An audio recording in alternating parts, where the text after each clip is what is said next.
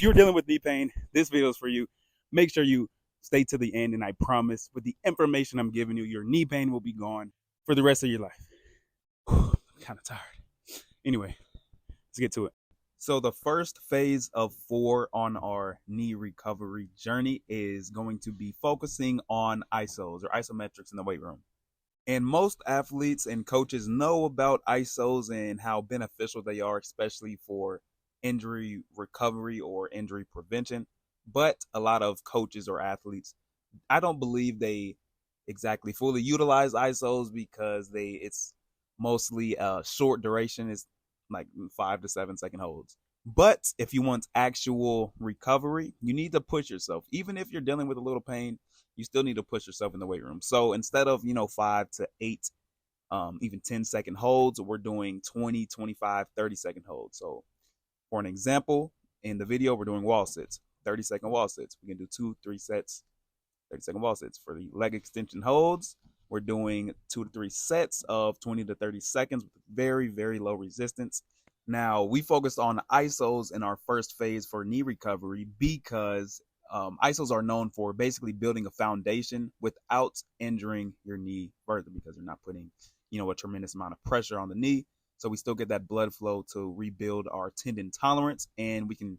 So a good way to think about it is it's basically just a kickstart to, start to rebuild our strength, or if we lost any strength. And when I say focus on ISOs, you can do other activities. You can, obviously not too much to re-injure your knee, but you can do, low resistance, high velocity movements, and, a little tad bit of jump training if it's not too irritating for your tendon. All right, now that we got the first phase in the bag, we've built the foundation with ISOs. Now we're going to level up.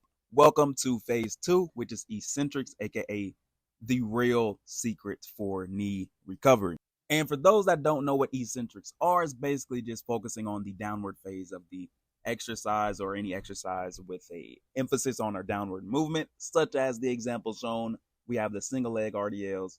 And for squats, we, instead of just doing regular squats, we can do eccentric squats, which is just focusing on the downward phase, like I just said.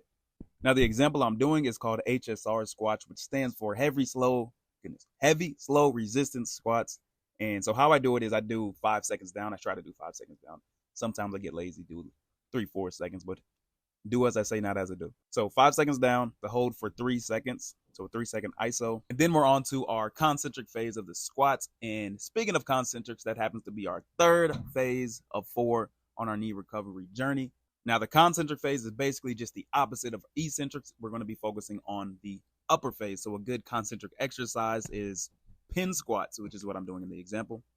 Also, since we're in phase 3, our knees are starting to feel a little better. We're starting to feel like ourselves. So we're going to add a little force absorption training into our workouts. And a good example of this is what's shown above. And the exercise I'm doing is called depth drops. It's great for force absorption. And you can add a little resistance if you're feeling good about yourself, no more than 30 pounds. And for our final phase, we have plyos. And we're going to start with light plyos, obviously, and just progress into our more intense plyos. So instead of drop jumps using our arms, we're going to do drop jumps with our hands on our hips, and we can just slowly progress throughout the month.